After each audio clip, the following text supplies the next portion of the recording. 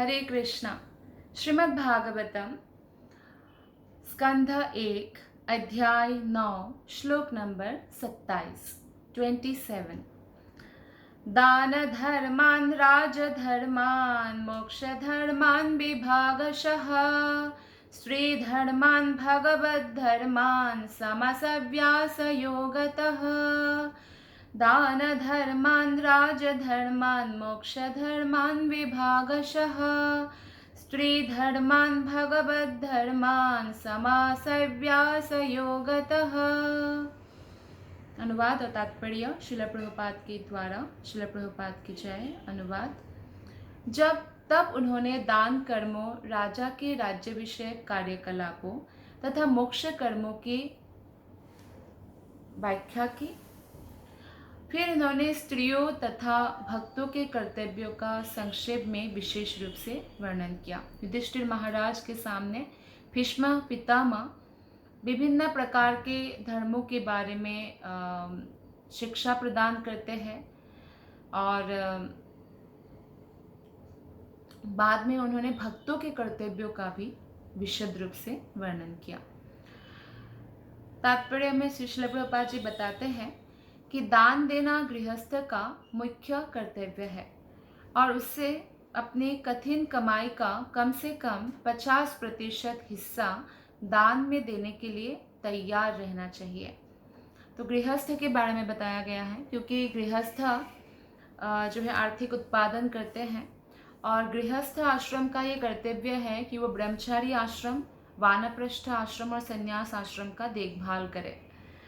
तो अगर कोई भक्त नहीं है तो वो सोचेगा अच्छा ये तो पैसा लूटने का अच्छा तरीका है, मतलब हम गृहस्थ हैं, हमारे बच्चे हैं, बीबी है, माता पिता है और जो ब्रह्मचारी है जो घर बार छोड़कर भक्ति में लगे हुए हैं, या वानप्रस्थी है जो रिटायरमेंट ले चुके हैं और फुल टाइम भक्त बन गए हैं, या जो सन्यासी है वो भी घर बार छोड़ दिया है, तो ऐसे लोगों को हम दान दे दे के उनको पाले पोसे। जो भक्त नहीं है वो ऐसे ही सोचेगा क्योंकि जो भक्त नहीं है वो आध्यात्मिक जीवन के मूल्य को नहीं समझते, ना ही शास्त्रों के आदेशों का वो पालन करता है। उसको ये नहीं समझ में आता है कि जो धन है उसका शुद्धिकरण भगवान की सेवा में लगाने से ही होता है। और भगवान की सेवा में वो कैसे लगेगा? जब भगवान के भक्तों को दान दिया जाएगा। इसलिए दान किसी को भी नहीं देना चाहिए। किसी को भी दे दिया, जैसे आपको नहीं पता है, कोई आपसे दान मांग रहे हैं और उसने फटा पुराना ड्रेस पहना है, तो आपने सोचा बहुत गरीब है और आपने उसको 100 रुपया दे दिया, तो वो 100 रुपये से वो जाके शराब पी लिया, तो उसके भी पाप हमें लेना पड़ेगा। तो इसलिए दान हमें सोच समझ कर देना चाहिए कि किसे दे रहे हैं। जिसे दे रहे हो क्या सचमुच गरीब है? अगर गरीब है तो उनको प्रसाद देना चाहिए, पेट भर कर खिलाना चाहिए, या जैसे कोई लोग वस्त्र देते हैं। लेकिन अगर आपने धन दिया और धन का उसने गलत उपयोग किया तो निश्चित रूप से हमें भी उस पाप का भागीदार होना पड़ेगा।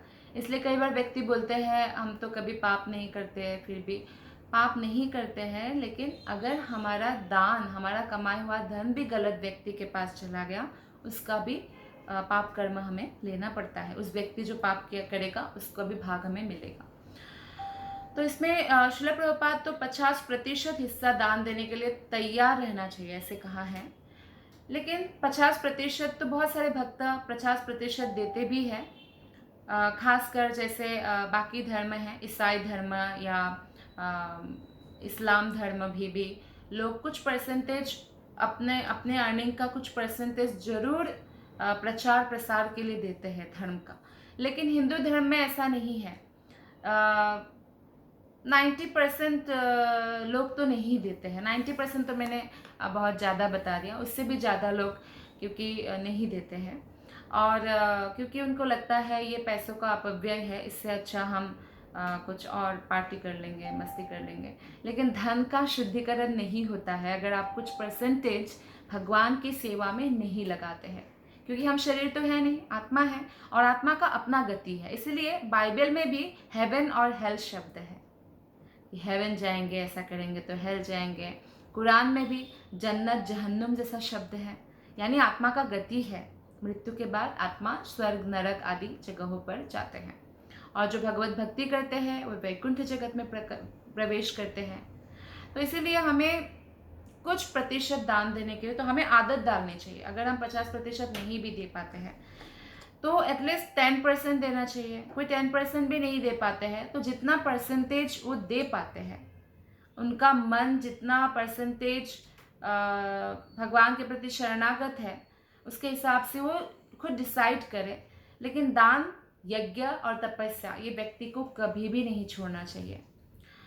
और ब्रह्मचारी के लिए यज्ञ, ब्रह्मचारी को यज्ञ करना चाहिए, गृहस्थों को दान देना चाहिए, और वानप्रस्थ और संन्यास आश्रम वाले व्यक्ति को तपस्या करनी चाहिए।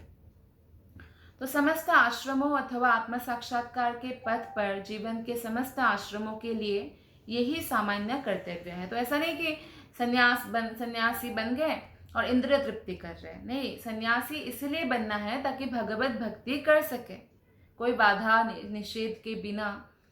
तो भगवत भक्ति करे, लोगों का कल्याण करे। सन्यासियों का कर्तव्य है जो कृष्ण की शुद्ध भक्ति करे और इस प्रकार लोगों को प्रवचन दे और लोग आत्मा के उद्धार का कार्य करे। तो ये इसलिए वो विभिन्न जगहों पर परिव्राजक आचार्य की तरह घूम घूम कर वो करते हैं। तो यही प्रशिक्षण होना चाहिए। और ब्रह्मचर्य जीवन में काफ़ी प्रशिक्षण दिया जाता है जिससे मनुष्य यह समझ ले कि यह संसार रूपी संपत्ति भगवान की है। अतएव कोई भी व्यक्ति संसार की किसी वस्तु का स्वामी होने का दावा नहीं कर सकता है। इसलिए जब हम यहाँ पे हमारे धन, तन, मन, शरीर सब जो भी हमारे पास है भगवान की सेवा में लगाते हैं, तब हम वैकुंठ धाम जा सकते हैं। हमारा जीवन शैली ऐसा होना चाहिए कि हमारा जो भी हम कमा रहे हैं वो भगवान की सेवा में लग जाए। जैसे आप कुछ खरीद रहे हैं तो आप भगवान को भोग लगा रहे हैं रोज, तो उसमें चला गया। या आपके पास बंगला है तो बंगला में आप भगवान के भक्तों को बुलाकर कथा करवाते हैं, कीर्तन करवाते हैं। जैसे भक्ति का प्रचार प्रसार हो रहा है तो ऐसा करते हैं, क्योंकि आप जानते हैं ये बंगला, ये गाड़ी, ये बच्चे, ये पत्नी सब भगवान की संपत्ति है। तो सबको भगवान की सेवा में ये न प्रकार ना आप लगाते हैं, डायरेक्टली और इनडायरेक्टली। तो ये बहुत अच्छा है। तो वो व्यक्ति भले ही यहाँ पे ऐसा लगे कि वो इतना कमा नहीं रहे हैं या वो अपना दान दे रहे हैं, लेकिन उनका जो है परलोक सुधर गया, भविष्य उज्जवल हो गया। लेकिन कई सारे व्यक्ति ऐसे सोचते हैं और बहुत कृपण होते हैं कि वो अपने धन को इवन परिवार वालों से भी छुपाते हैं। भगवान को देना को तो दूर रहा, और बैंक बैलेंस बना रहे हैं, लेकिन वो रुका हुआ पानी, जैसे रुका हुआ पानी में कीड़ा लग जाता है ना, वो धन भी ऐसा ही हो जाता है। तो इसलिए धन का उपयोग करना चाहिए। और रनिंग वाटर में कभी भी कीड़ा नहीं लगता है, जैसे नदी का पानी है। और फिर जब धन की कुछ परसेंटेज हम भगवान और भगवान के भक्तों की सेवा में लगाते हैं तो वो धन शुद्ध हो जाता है। इस प्रकार धन की शुद्धि होती है। तो अतः गृहस्थ जीवन जो है वो जिसमें विषय भोग के लिए एक प्रकार की छूट है, उसमें मनुष्य को भगवान की सेवा के निमित्त दान देना चाहिए। तो ब्रह्मचारी, सन्यासी, वानप्रस्थी कभी भी स्त्री पुरुष संग नहीं कर सकते हैं। और ऊपर से वो लोग जो भी सिंपल लिविंग करना होता है, कंट्रोल उनका ज़्यादा होना चाहिए, त्याग का जीवन होता है। लेकिन गृहस्थ में ऐसा नहीं है। गृहस्थ में बोलते हैं ना कि डिस्काउंट है, कंसेशन है गृहस्थ लाइफ में। तो भगवान की शक्ति के भंडार से ही शक्ति उत्पन्न होती है जो प्रत्येक को प्रदान की जाती है। जो हमारे अंदर शक्ति है, जो भी करने का सामर्थ्य है, बुद्धि है, वो भगवान श्री कृष्ण से ही प्राप्त होता है। जिस प्रकार नदियाँ सागर से बादलों के माध्यम से जल प्राप्त करती है और पुनः समुद्र में मिल जाती है, उसी प्रकार हमारी शक्ति भगवान की शक्ति के सर्वोपरि स्रोत से प्राप्त होती है और हमें इसे भगवान को लौटाना होता है। तो हमारा जो ये शरीर मिला किसने दिया? भगवान ने। हम खुद आत्मा है, किसका अंश है? भगवान का। बुद्धि किसने दिया? भगवान ने दिया। तो इसलिए बुद्धि को ये यूज़ करना चाहिए कि कैसे हम भगवान की शुद्ध भक्ति कर सकें, कैसे भगवान की सेवा करके भगवान को प्रसन्न कर सकें, कृष्ण प्रेम प्राप्त कर सकें। तो इसमें हमें बुद्धि को लगाना चाहिए। जैसे कि समुद्र से ही सूर्य देवता जो है समुद्र का ही पानी लेते हैं, बादल बनता है, बादल से फिर नदियों को पानी मिलता है, लेकिन नदियाँ तो समुद्र में ही फिर मिल जाते हैं ना। तो समुद्र से आया, समुद्र में ही मिल गया। तो इसी प्रकार से भगवान से सब कुछ आया तो भगवान को ही लौटाना चाहिए। तो हमारी शक्ति की पूर्णता इसी में है। अतः भगवद गीता 9.27 में भगवान कहते हैं कि हम जो भी करते हैं, जो भी तपस्या करते हैं, जो भी यज्ञ करते हैं, जो भी खाते हैं या दान देते हैं, वह सब भगवान को ही अर्पित किया जाना चाहिए। भगवान यज्जुहोसी यदश्नासी, जो भी करते हैं, यद करोसी ददासी, दान देते हैं तो कृष्ण बोलते हैं मुझे दो, यज्ञ करते हैं मेरे लिए करो, तपस्या करते हो मेरे लिए करो, तो आपका कल्याण होगा। भगवान इसलिए हमें डायरेक्ट आदेश देते हैं। वेदों में भगवान का इनडायरेक्ट आदेश है, लेकिन भगवद गीता में डायरेक्ट आदेश है। तो हमें उसका पालन करने से हमारा कल्याण होता है। तो उधार ली गई अपनी शक्ति के उपयोग की यही विधि है। जब हम इस विधि से शक्ति का उपयोग करते हैं तब हमारी शक्ति भौतिक उन्माद से कल्मश रहित हो जाती है और इस प्रकार हम भगवान की सेवा करने के लिए अपने मूल प्राकृतिक जीवन के योग्य बन जाते हैं।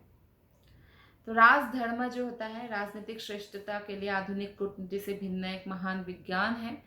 राजाओं को केवल ऐसा नहीं कि टैक्स ही कलेक्ट करते रहे, कर संग्राहक नहीं बनना चाहिए, राजाओं को दानवीर बनना चाहिए। उसके लिए विधि पूर्वक शिक्षा होती है, पहले गुरुकुल में होता था। इसलिए राजा लोग अपने प्रजाओं को दान देते थे, तो उन्हें अपनी प्रजा की संपन्नता के लिए ही यज्ञ करने की शिक्षा दी जाती थी। तो अगर वो यज्ञ भी करते हैं राजा, तो प्रजा की संपन्नता के लिए, राज्य में प्रजा संपन्न रहे, सुखी रहे, उनके लिए, कल्याण के लिए। और प्रजा को मोक्ष प्राप्त कराना राजा का सबसे बड़ा कर्तव्य था पहले। ऐसा नहीं कि शरीर की सेवा करे, भूखे को खिला रहे हैं सिर्फ, और वस्त्र दे रहे हैं, कुएं खुदवा रहे हैं, लैंड दे रहे हैं, इसलिए नहीं होते हैं राजा। राजा का मुख्य कर्तव्य जो होते हैं समस्त प्रजा ताकि भगवत धाम जाए, उसके लिए शिक्षा दी जाती थी।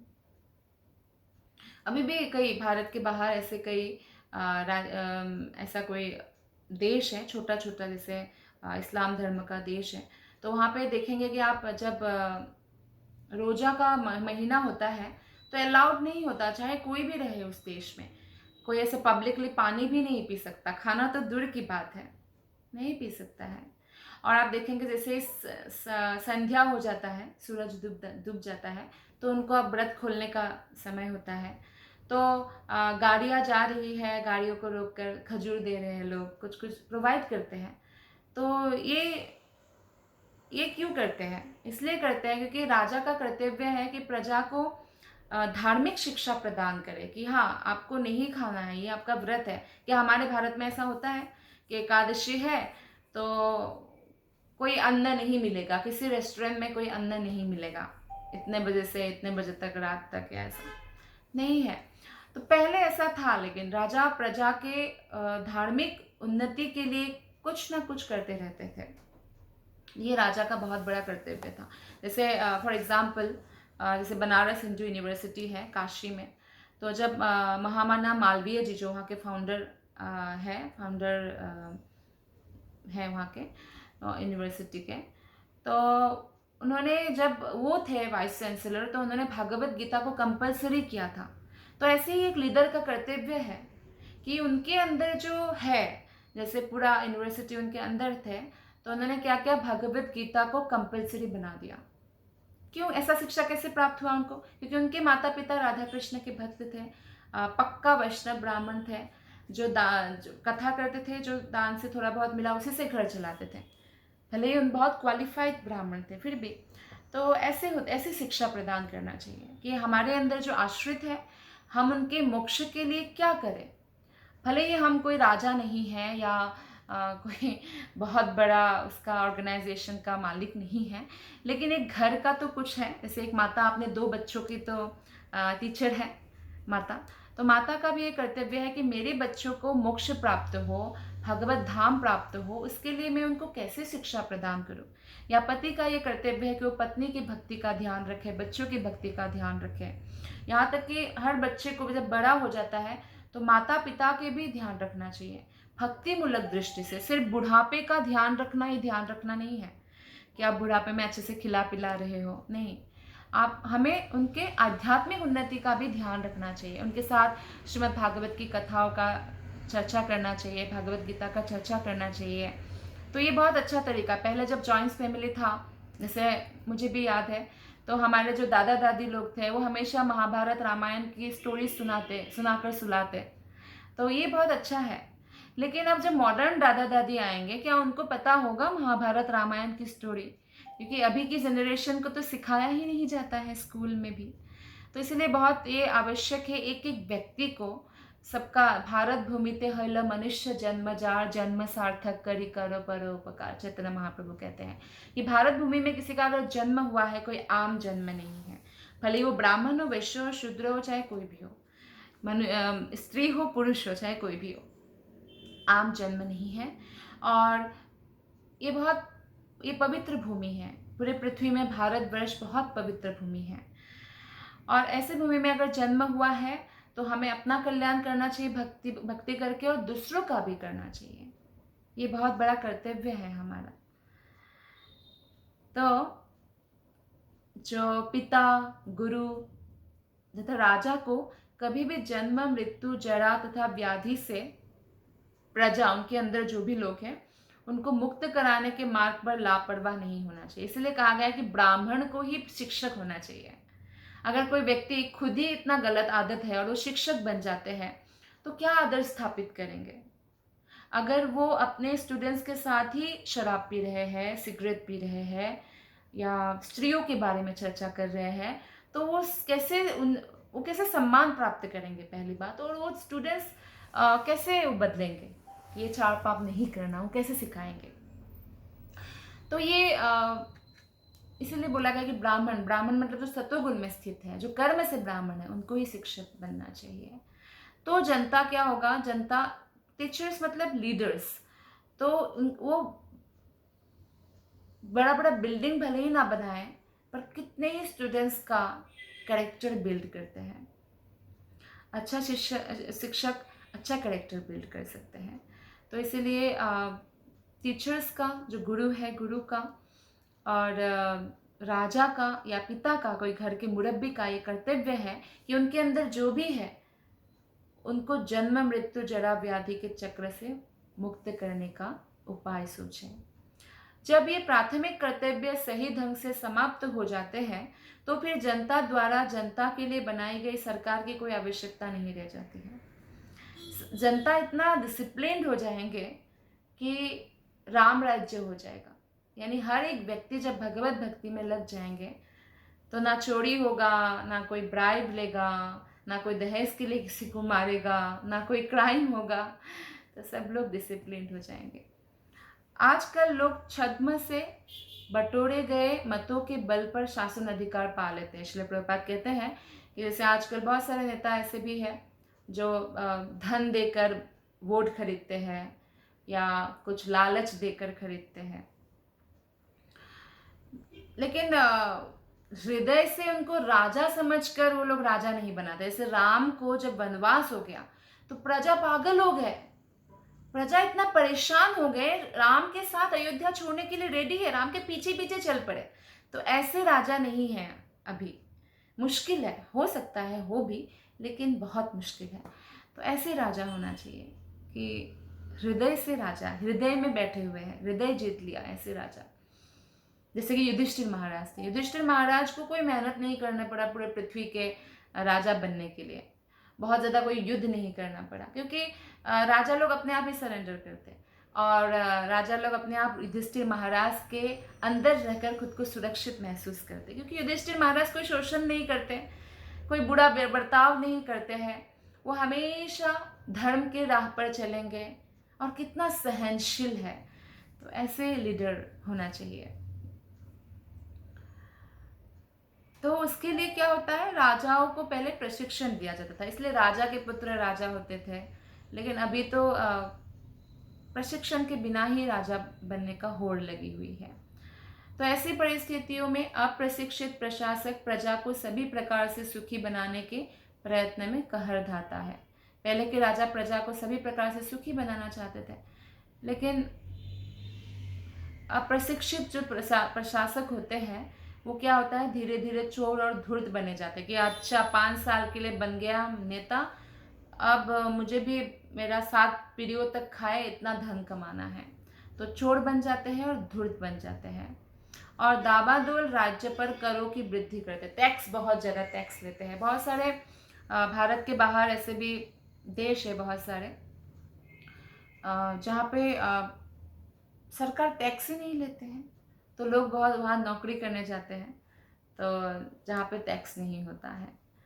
तो ठीक है, टैक्स ले सकते हैं सरकार, अगर उनका उनसे प्रजा का टैक्स लेके ही सरकार जो है डेवलपमेंट करते हैं देश का। लेकिन सिर्फ टैक्स लेने तक सीमित नहीं होना चाहिए कि टैक्स ले प्रजा का और अपना प्रयोजन पूर्ण करे, वहाँ तक सीमित नहीं होना चाहिए। प्रजा को उन्नति भी करना चाहिए, प्रजा के कार्य के लिए वो यूज़ करना चाहिए, धार्मिक उन्नति के लिए भी यूज़ करना चाहिए। वास्तव में मनु संहिता तथा पराशर कृत धर्मशास्त्र जैसे शास्त्रों के अनुसार राजा को समुचित प्रशासनिक निर्देश देने के लिए योग्यता प्राप्त ब्राह्मण ठीक माने गए हैं। तो ये शास्त्रों का जो है ज्ञान लेना चाहिए राजाओं को। मनु संहिता या जो पराशर मुनिकृत धर्मशास्त्र है, एक गुणवान राजा जनता का आदर्श होता है। अतः यदि राजा पुण्यात्मा, धर्मात्मा, शौर्यवान तथा दानवीर होता है तो जनता भी सामान्य रूप से उसका अनुकरण करती है। तो राजा जैसा होंगे ना, उसका प्रभाव जनता पर पड़ेगा, फिर जनता भी पुण्यात्मा, धर्मात्मा बनते जाएंगे, शौर्यवीर, दानवीर ऐसे बनते जाएंगे। और राजा जब धर्मात्मा होते हैं ना, तो उस देश में अकाल नहीं पड़ता है। अगर जैसे राम जी राजा थे, तो उनके समय में, क्योंकि वो स्वयं भगवान हैं, तो उनके समय में तो कोई मतलब कोई भी अननेचुरल डेथ मरेंगे नहीं, नेचुरली मरेंगे। ऐसे कोई पानी में अगर कूद भी गया तो डूबेंगे नहीं। अगर स्त्रियों ने बच्चा पैदा भी किया तो दर्द नहीं होगा, कोई बीमार ही नहीं पड़ेंगे। तो ऐसा था, अकाल पड़ना तो दूर की बात है। तो धर्मात्मा राजा जितने भी हद तक धर्मात्मा हैं, तो पृथ्वी प्रसन्न होती है, तो प्रचुर परिमाण में खनिज, अन्न आदि प्रदान करती है धर्मात्मा राजा होने के कारण, क्योंकि वो धर्म के अनुसार राज्य चलाते हैं, प्रजा का कल्याण करते हैं, आध्यात्मिक कल्याण करते हैं। और धर्मात्मा राजा होने के कारण बीमारियां नहीं आती है उस राज्य में, इतना बीमारी प्रभाव नहीं डाल सकता है जितना बाकी राज्य में डालेंगे, लेकिन धर्मात्मा राजा के राज्य में नहीं डाल सकता है। तो इस प्रकार से जनता को लाभ पहुंचता है राजा धर्मात्मा होने से। तो इसलिए अगर किसी को हमें चूज भी करना है तो ये ज़रूर ध्यान रखना है कि वो राजा भक्त है कि नहीं। तो भगवान का भक्त होना अत्यंत आवश्यक है, नहीं तो वो कैसे प्रजा का कल्याण करेंगे। बिना भगवान की भक्ति की कोई कैसे सेल्फलेस बन जाएंगे। वो अपने आप को आत्मा के लेवल में देखेंगे, तभी तो वो क्या बोलते हैं, इसके पीछे नहीं भागेंगे, पैसों के पीछे, मेरा बड़ा नाम हो, मुझे सब पूजा करे, पूजा मान प्रतिष्ठा के पीछे नहीं भागेंगे। तब वो वैरागी बने रहेंगे, राजर्षि। पहले के राजा लोग ऋषि हुआ करते थे, भले ही उनकी पत्नी हो, भले ही उनके पास प्रचुर धन संपत्ति हो, भले ही वो बहुत सुंदर हो, बड़े परिवार, जैसे बड़े बड़े सूर्यवंशी, चंद्रवंशी, तो लेकिन राजर्षि, राजा है लेकिन ऋषि की तरह रहते हैं जीवन, जैसे एक ऋषि का तपस्या पूर्ण जीवन होता है वैसा। तो अगर कोई राजा भी होगा और अगर वो वैरागी नहीं होगा या ऋषि जैसा भाव उसका नहीं होगा, तो कैसे वो शोषण किए बिना रह सकता है, राइट। तो इसलिए जो राजा ऐसा राजा जो आलसी विषयी व्यक्ति नहीं होता, जो प्रजा पर आश्रित रहता हो, अपितु चोरों तथा डाकुओं का वध करने में सदैव सतर्क रहता है। तो राजा का शासन भी इतना, शासन में ये भी ध्यान होना चाहिए कि वो पनिशमेंट कैसा दे रहे हैं। जैसे बाहर के कुछ देश में ऐसा है, छोटा छोटा देश है, तो उसमें लागू करना आसान है। मैं नाम नहीं ले रही हूँ, लेकिन उसमें कानून लागू करना जैसे आसान है। तो ऐसा कानून लागू करते हैं जैसे फॉर एग्जाम्पल जैसे मर्डर किया तो उसको मारने का ही कानून है, और भी बाकी में भी ऐसे ही सख्त कानून है। तो उस देश में आपको बाकी देश के कंपैरिजन में कम दिखेगा ये सब चीज़ें। फॉर एग्जाम्पल जैसे गर्ल्स सेफ्टी के लिए है, तो अगर छेड़ दिया है किसी ने और गर्ल्स ने फ़ोन कर दिया तो तुरंत उसको जेल ले जाया जाएगा, कोर्ट के चक्कर काटने की ज़रूरत नहीं है। या बलात्कार किया तो उनका और भी भयानक उसका पनिशमेंट है। तो इस प्रकार से अगर कोई करेगा तो डरेगा नहीं क्या चोर डाकू। तो पहले के राजा ऐसे करते थे, शूली पर चढ़ा देना, मतलब ऐसे काटा काटा बहुत विशाल विशाल जैसे भाला, और ऐसे एक तालाब जैसा, ऐसे कुआं जैसा, उसमें फेंक देते थे, मर जाते थे। नहीं मरते तो उठा के फिर फेंक देते थे। तो कौन ऐसा भयानक मृत्यु चाहेगा। भयानक पनिशमेंट पहले राजा देते थे। तो इससे बहुत सतर्क हो जाते थे कि नहीं, किसी तरह पकड़े गए तो हम गए। आजकल क्या है, वकील है, कोर्ट है, ये जानने के बाद भी कि ये दोषी है, फिर भी दोषी जो है पनिशमेंट नहीं पाता है, ऐसा बच जाते हैं। खैर हाँ, वो ये बात है कि यमराज की वहाँ से नहीं बच सकते, लेकिन फिर भी क्यों, क्योंकि राजा का जो है पकड़ नहीं है, सतर्क नहीं रहता है कई बार। तो इसीलिए तो पुण्यात्मा राजा कभी भी व्यर्थ की अहिंसा के नाम पर डाकुओं तथा चोरों पर दया नहीं करते। राजा दया करते हैं प्रजा पर, लेकिन डाकुओं और चोरों पर दया नहीं करते। डाकुओं तथा चोरों को इस प्रकार दंडित किया जाता था कि भविष्य में कोई सुनियोजित ढंग से ऐसे दुष्कर्म करने का साहस भी ना करे। ऐसा भयंकर दंड दिया जाता था। आज की तरह ऐसे डाकू तथा चोर कभी प्रशासन चलाने के लिए नहीं होते थे। तो आज का तो ऐसा जमाना है कि डाकू या चोर भी कल राजा बन सकते हैं, क्योंकि अगर प्रजा प्रजा ऐसे हो जाए कि ओके धन दे दो, हम वोट दे देंगे, तो ऐसा हो भी सकता है डेमोक्रेसी में।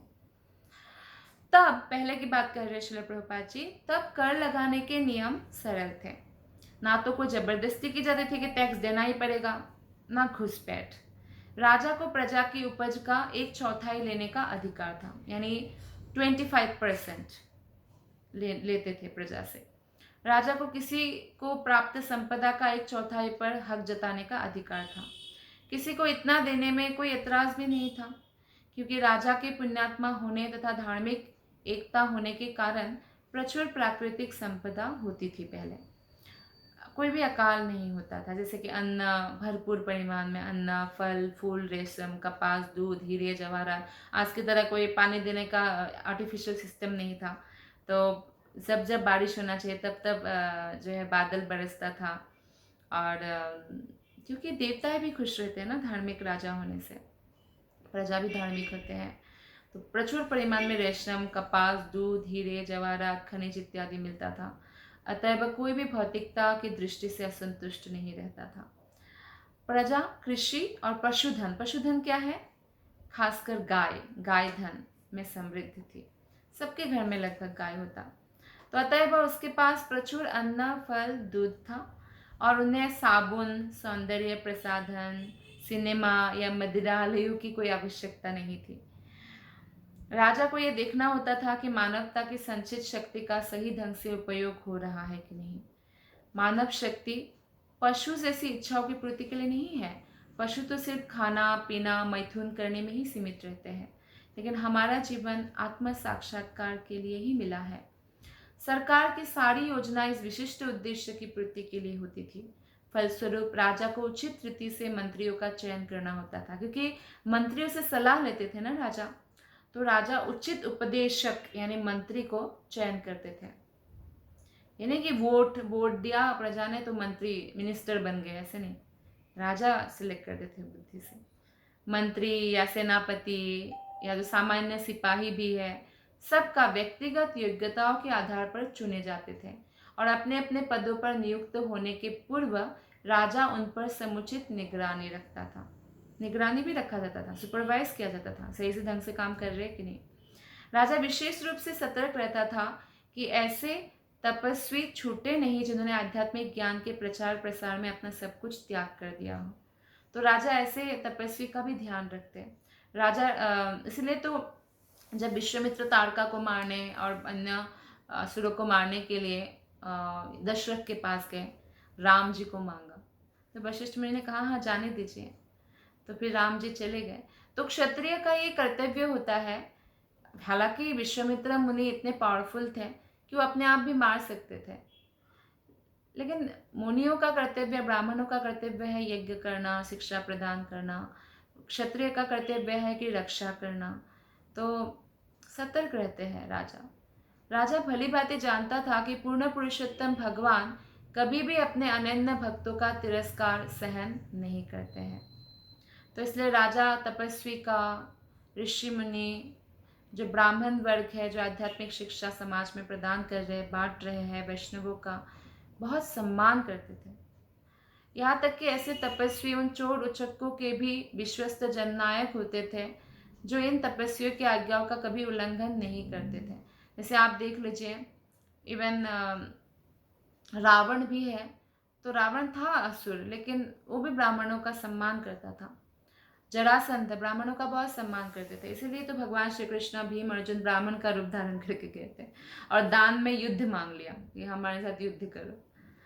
तो बहुत भले ही कैसे भी हो, पहले के राजा लोग ब्राह्मणों का सम्मान करते थे।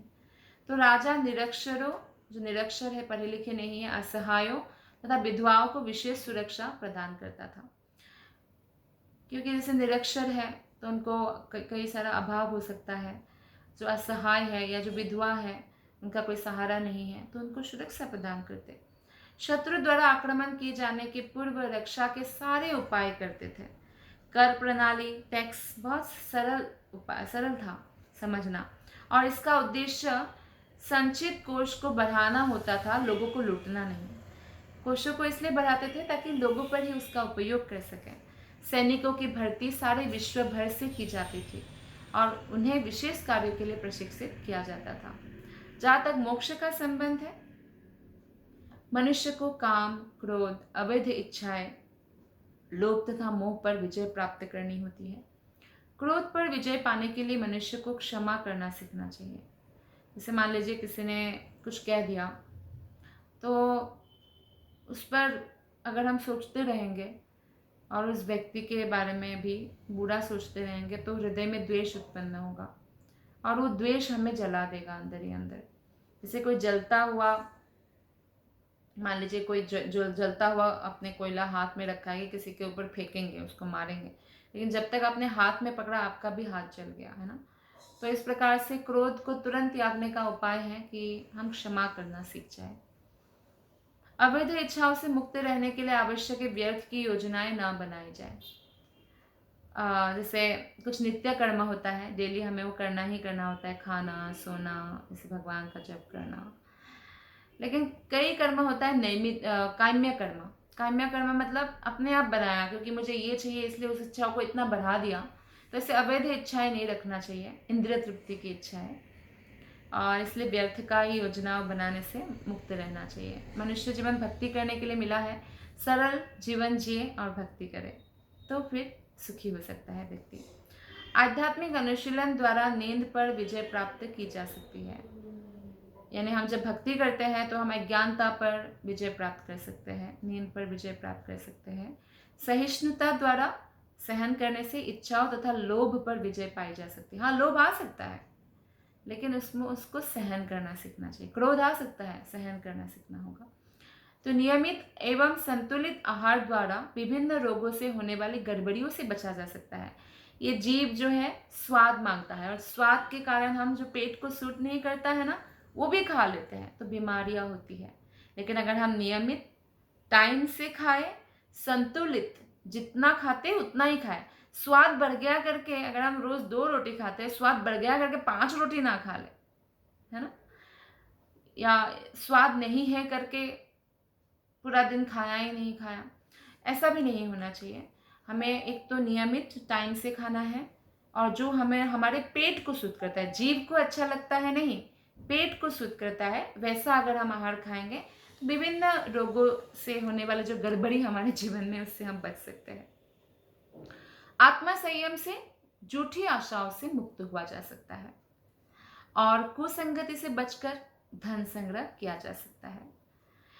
तो धन जो है सरलता से, अपने मेहनत से, ईमानदारी से, ऑनेस्टली संग्रह करना चाहिए। योगाभ्यास से भूख पर नियंत्रण किया जा सकता है और नश्वरता का ज्ञान होने से सांसारिकता से बचा जा सकता है कि हम आत्मा हैं, हम अमर हैं, और इस अमरता को हमेशा प्राप्त करने के लिए, भगवत धाम जाने के लिए हमें सांसारिक चीज़ों में फंसना नहीं है। उससे ऐसे करके बच सकते हैं।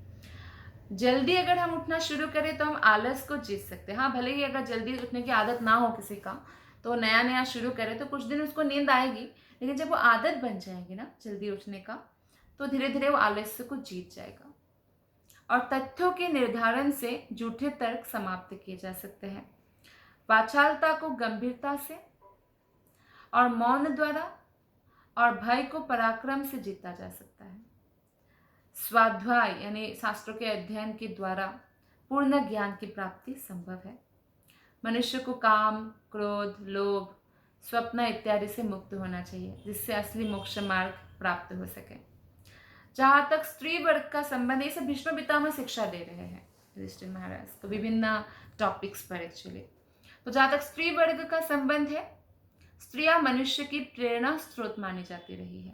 बोलते हैं ना, हर सक्सेसफुल व्यक्ति के पीछे एक स्त्री का हाथ होता है, भले ही माता हो, बहन हो, पत्नी हो, प्रेमिका हो, पुत्री हो।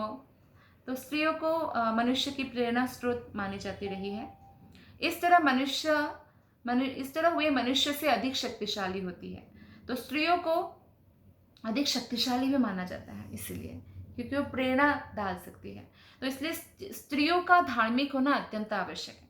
अगर वो धार्मिक है तो वो मर्यादा में रहेगी और साथ ही साथ दूसरों की प्रेरणा का कारण बनेगी। लेकिन अगर वो धार्मिक नहीं है तो वो शास्त्रों के नियमों का उल्लंघन करेगी और वो फिर कुछ भी कर सकती है। पराक्रमी जूलियस सीजर क्लियोपेत्रा के वश में हो गया था। क्लियोपेत्रा तो स्त्री के वश में, जूलियस सीजर कितना पराक्रमी था, उनके वश में हो गया था। ऐसी शक्तिशाली स्त्रियां लज्जा द्वारा नियंत्रित होती है। तो इसलिए बताया गया है कि स्त्रियों में लज्जा जो है उनकी गहना है, आकर्षण है। अतएव लज्जा स्त्रियों के लिए महत्वपूर्ण है। अगर लज्जा ही छोड़ दे स्त्रियां तो फिर वो मर्यादा में नहीं रह पाएगी। एक बार इस सुरक्षा बल्ब पर से नियंत्रण ढीला पड़ा। कौन सा सुरक्षा बल्ब? लज्जा। तो व्यभिचार द्वारा समाज में उत्पात उठ खड़ा होता है। तो इसलिए अगर स्त्रियां निर्लज्ज बन जाए तो व्यभिचारी समाज हो जाएगा। क्योंकि स्त्रियों में जो है बहुत शक्ति होती है। स्त्रियों को प्रेरणा के स्रोत माना गया है, शक्तिशाली माना गया है।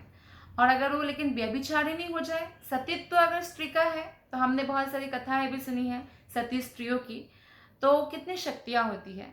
लेकिन वही अगर व्यभिचारिणी स्त्री हो जाए तो वर्ण संकर बच्चे पैदा होंगे, यानी अवांछित बालकों की उत्पत्ति होगी। और ऐसे बालक जो फिर भगवत भक्ति में कोई इंटरेस्ट नहीं लेगा और जिससे विश्व में गड़बड़ी फैल जाती है। तो इसलिए स्त्रियों की रक्षा बहुत ध्यान रखते हैं। स्त्री, ब्राह्मण, गाय, वृद्धा और बालकों की रक्षा एक सभ्य समाज में जरूर होनी चाहिए। और अगर ऐसा नहीं होता है, स्त्रियों की रक्षा नहीं होता, अर्जुन भी कहते हैं स्त्रियों की रक्षा नहीं होगा तो अवांछित बच्चे पैदा हो जाएंगे, यानी इलीगल बच्चे, not legal, not from father, किसी का भी हो सकता है। तो इसलिए ये शिक्षा दिया जाता है कि स्त्रियों की रक्षा किया जाए, बचपन से पिता के अंदर रक्षित हो। क्योंकि स्त्रियों को कोई भी फुसला सकता है, उनका हृदय, उनका मन कोमल होता है बालकों के जैसा, तो फुसला कर उनका क्या कर सकते हैं, एक्सप्लॉयटेशन कर सकते हैं। तो इसलिए पिता के द्वारा सुरक्षित होती है, उसके बाद पति के द्वारा और बाद में पुत्र के द्वारा बुढ़ापे में। तो भीष्मदेव की अंतिम शिक्षा भगवान को प्रसन्न करने की विधि के विषय में थी। हम सब भगवान के सनातन दास हैं और जब हम अपने स्वभाव के इस महत्वपूर्ण तत्व को भूल जाते हैं तो हमें जीवन की भौतिक अवस्था में आना पड़ता है। तो ये जो स्ट्रगल है, ये जो दुख है, ये सब इसीलिए है क्योंकि हम कौन है वो भूल गए। हम आत्मा है, हम शरीर नहीं है, तो हम ये भूल गए हैं। और शरीर महत्वपूर्ण जो एक्सटर्नल चीज़ें हैं उसके पीछे हम भाग रहे हैं। अच्छा, समाज में धनी होने से ही सम्मान मिलता है, तो धन एकत्रित करने के पीछे इतना भाग रहे हैं कि भक्ति करना भूल गए हैं। ओ समाज में नाम कमाना है, फेमस होना है, या इत्यादि इत्यादि बहुत सारे एक्सटर्नल चीज़ों के पीछे भाग रहे हैं, तो आउटवर्ड जर्नी हो गया, इनवर्ड जर्नी हो ही नहीं रहा है। लेकिन हम आत्मा हैं, और आत्मा जब भगवान की सेवा करेंगे तभी वो प्रसन्न रह सकता है। भगवान को प्रसन्न करने की विशेष रूप से गृहस्थों के लिए सरल विधि है कि घर में भगवान का अर्चा विग्रह स्थापित किया जाए। घर में मंदिर जरूर होना चाहिए गृहस्थों का। अर्चा विग्रह में चित्त एकाग्र करके दैनिक कार्य किए जाते हैं। जैसे अच्छा, इस समय भगवान को उठाएंगे, इस समय आरती करेंगे, इस समय भोग लगेगा, या इस समय भगवान को नहलाएंगे, अभिषेक करेंगे, और ये 3 बार 4 बार ये जो भोग लगाने का समय है, ये 2 बार जो है आरती का समय है, तो कीर्तन का समय है। तो इस प्रकार से वो शेड्यूल करते हैं ताकि सब घर के लोग मिलकर भगवान की सेवा में मन को लगा के रखें, जिससे उनका अत्यंतिक कल्याण होगा। घर में अर्चा विग्रह की पूजा होना ही चाहिए, भक्त की सेवा होना ही चाहिए, श्रीमद् भागवत का श्रवण होना चाहिए। पवित्र तीर्थ स्थान में वास करने के लिए, जैसे गृहस्थ लोग, बाकी जो गृह मेधी लोग हैं, वो लोग जाते हैं ना हर साल घूमने अलग अलग देश में, या लाइक दैट। तो जो गृहस्थ है, गृहस्थ आश्रम में है, तो लोग तीर्थ स्थान में वास करने जाते हैं। वृंदावन में वो कम से कम 1 साल में हर गृहस्थ को कम से कम वृंदावन में, मथुरा वृंदावन में 3 दिन रात रुकना चाहिए। तीर्थ स्थान में वास बहुत इंपॉर्टेंट है, मथुरा वास। और भगवान नाम का कीर्तन होना चाहिए घर में रोज। ये सब बिना व्यय के हो सकने वाले कार्य है, जिनसे भगवान को प्रसन्न किया जा सकता है। इसमें आपका कोई खर्चा नहीं है। भागवत कथा श्रवण करने में क्या कोई खर्चा है? कोई खर्चा नहीं है। इस प्रकार यह विषय पितामह द्वारा पौत्रों को समझाया गया। अपने जो पांडव है, भीष्म पितामह ये सारी शिक्षाएं प्रदान करते हैं। धन्यवाद। हरे कृष्ण।